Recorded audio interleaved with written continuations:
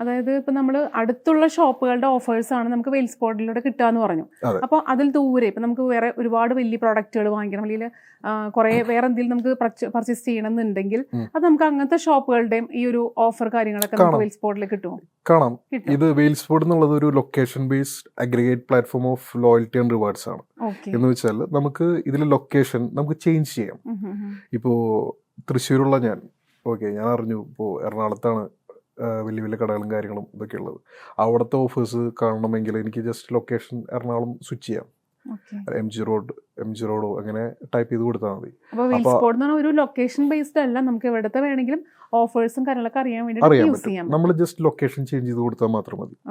അപ്പോൾ അടുത്തുള്ള കടകളുടെ ഓഫേഴ്സ് എല്ലാം ആ ലൊക്കേഷനിലെ പർട്ടിക്കുലർ ലൊക്കേഷനിലെ ഷോപ്സിൻ്റെ ഓഫേഴ്സ് എല്ലാം നമുക്ക് കാണാം. പിന്നെ ഇതിൽ കാറ്റഗറി വൈസ് കൂടി നമുക്ക് സെർച്ച് ചെയ്യാം. ഇപ്പോൾ സപ്പോസ് എനിക്ക് എന്തെങ്കിലും കാറ്റഗറി ഓഫ് റിട്ടെയിൽ പ്രൊഡക്റ്റ് വാങ്ങിക്കണം, അത് എനിക്ക് സെർച്ച് ചെയ്യാം. അതിലുള്ള ബെസ്റ്റ് ഓഫേഴ്സ് എനിക്ക് അറിയാം. അത് ഡിസ്റ്റൻസ് വൈസ് ആയിരിക്കും സോർട്ട് ചെയ്തിട്ട് റിസൾട്ട് വരുന്നത്. അത് നോക്കി ചെയ്യാം. ഇപ്പോൾ എന്താ പറയുക, തൃശ്ശൂർ കിടക്കുന്ന ഞാൻ എറണാകുളത്ത് ഏതെങ്കിലും ഒരു പർട്ടിക്കുലർ പ്രൊഡക്റ്റിന് 100 രൂപ കുറവാണ്, തൃശ്ശൂർ അത് 100 രൂപ കൂടുതലാണ്. എനിക്ക് ബെറ്റർ തൃശ്ശൂരിൽ നിന്ന് വാങ്ങിക്കുന്നതല്ലേ നല്ലത് യാത്രാ ചെലവ് നോക്കുമ്പോൾ. ആ ലോജിക്കെല്ലാം യൂസർ തന്നെ നോക്കണം. ഇപ്പോൾ ഓഫേഴ്സ് മാത്രമല്ലാതെ വേറെ എന്തെല്ലാം ഫെസിലിറ്റീസ് ആണ് വെയിൽ സ്പോട്ട് ഒരു വ്യൂവറിന് അല്ലെങ്കിൽ ഒരു കസ്റ്റമറിന് പ്രൊവൈഡ് ചെയ്യുന്നത്? കസ്റ്റമർക്ക് ചോയ്സ് ഉണ്ട്. എന്നുവെച്ചാൽ ഇപ്പോൾ പ്രസൻ്റ്ലി ഒരു കസ്റ്റമർ ഒരു ടൗണിലേക്ക് ഇറങ്ങാം ഓഫ്ലൈൻ ഷോപ്പിങ്ങിന്. അപ്പോൾ സപ്പോസ് ആൾക്കൊരു ഇലക്ട്രോണിക്സ് വാങ്ങിക്കണം. ഒരു ടൗണിൽ ഇലക്ട്രോണിക്സ് ഷോപ്പിൻ്റെ ഒരു മോർ ദാൻ 10 ചോയ്സസ് ഉണ്ടാവും. ഈ ചോയ്സിൽ നിന്ന് ആൾ ഏത് ഷോപ്പിലേക്ക് പോകണം എന്നുള്ളത് കസ്റ്റമറുടെ ഡിസ്ക്രിപ്ഷനാണ് അല്ലേ. അവിടെ അതിലാണ് നമ്മൾ ഓപ്പർച്യൂണിറ്റി കണ്ടെത്തുന്നത്. കസ്റ്റമറുടെ ചോയ്സിന് റിവാർഡ് കൊടുക്കുകയാണ്. ഇപ്പോൾ വെയിൽ സ്പോട്ട് ആപ്ലിക്കേഷനിൽ കാണുവാണ് ഏതെങ്കിലും ഒരു ഇലക്ട്രോണിക് ഷോപ്പ്, അവൻ ഇങ്ങനെ റിവാർഡ് പോയിന്റ് കൊടുക്കുകയാണ്. അതായത് നിങ്ങൾ പർച്ചേസ് ചെയ്യുന്ന ബില്ലിൻ്റെ ഇത്ര പെർസെൻറ്റേജ്, ഒരു 5% റിവാർഡ് പോയിന്റ്സ് ആയിട്ട് കൊടുക്കുകയാണ് എന്ന് കാണുവാണ്. അപ്പോൾ ഒരു മൊബൈൽ വാങ്ങിക്കാനോ പിന്നെ വേറെ എന്തെങ്കിലും കാര്യങ്ങൾ വാങ്ങിക്കാനോ പർച്ചേസ് ചെയ്തതിന് ശേഷം അവനിപ്പോൾ ഒരു 5% റിവാർഡ് പോയിന്റ്സ് ആയിട്ട് കിട്ടി. ഈ റിവാർഡ് പോയിന്റ്സ് അവൻ്റെ കയ്യിലുണ്ട്. അപ്പോൾ ഈ റിവാർഡ് പോയിന്റ്സ് കൊണ്ട് അവനാ ഒരു മാസത്തെ കറണ്ട് ബില്ല് അടയ്ക്കാൻ പറ്റി. പോട്ടെ, അവൻ്റെ ബൈക്കിൻ്റെ ഒരു മാസത്തെ EMI അതിൽ നിന്ന് അടയ്ക്കാൻ പറ്റി.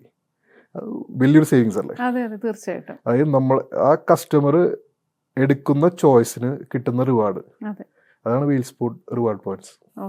നമ്മൾ ആക്ച്വലി ഒരു പ്രൊഡക്റ്റ് വാങ്ങി നമ്മളത് കൊണ്ട് യൂസ് ചെയ്യുന്നല്ലാതെ പിന്നെ റിഡീംസ് അല്ലെങ്കിൽ റിവാർഡ് പോയിന്റ്സ് നമ്മൾ ശരിക്കും ശ്രദ്ധിക്കാറില്ല. പക്ഷെ അതുപോലെ നമുക്ക് വെയിൽ സ്പോട്ട് കൃത്യമായിട്ട് നോട്ട് ചെയ്ത് തരുന്നുള്ളതാണ് ഏറ്റവും വലിയ പ്രത്യേകത അല്ലേ?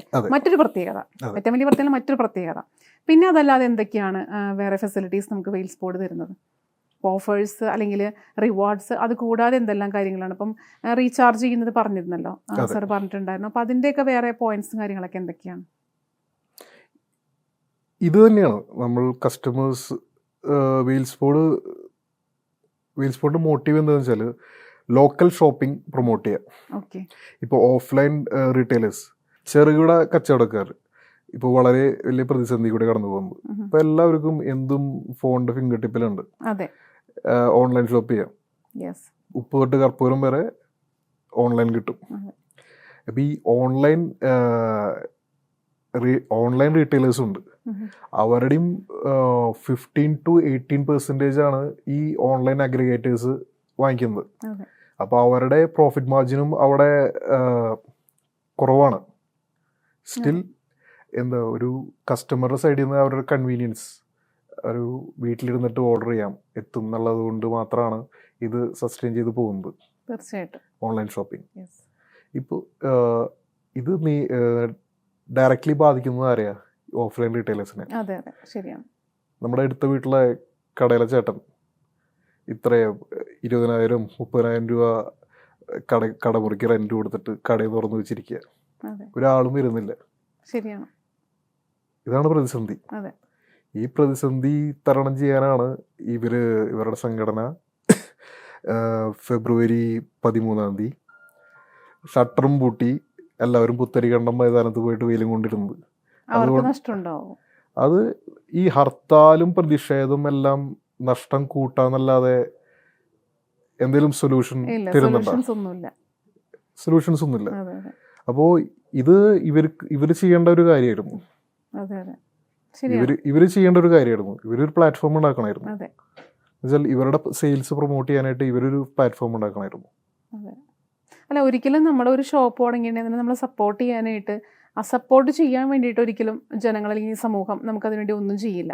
പക്ഷെ നമ്മൾ ചെയ്യേണ്ടത് എങ്ങനെയാണോ നമ്മുടെ ആ ഒരു സംരംഭം വളർത്തിക്കൊണ്ടുവരേണ്ടത്, അതെങ്ങനെ സമൂഹത്തിന് ബെനിഫിറ്റ് ആക്കി കൊടുക്കാം എന്നുള്ളതിൽ നമ്മൾ പ്ലാറ്റ്ഫോം ഉണ്ടാക്കിയെടുക്കുകയാണ് ചെയ്യേണ്ടത്. ഞാൻ ആ ഫസ്റ്റ് ഇൻട്രൊഡക്ഷനിൽ പറഞ്ഞ പോലെ സാറിനെ പോലുള്ള ആൾക്കാരാണ് പ്രതിസന്ധികൾ അല്ലെങ്കിൽ പ്രതിബന്ധങ്ങൾ വന്നിട്ടുണ്ടെങ്കിൽ പ്രതിവിധി കണ്ടെത്താൻ ശ്രമിക്കുന്നത്. ആ ഒരു പ്രതിവിധിയെല്ലാം നമ്മൾ വെയിൽസ് പോളിലേക്ക് എത്തി നിൽക്കുന്നത് അല്ലേ? തീർച്ചയായിട്ടും.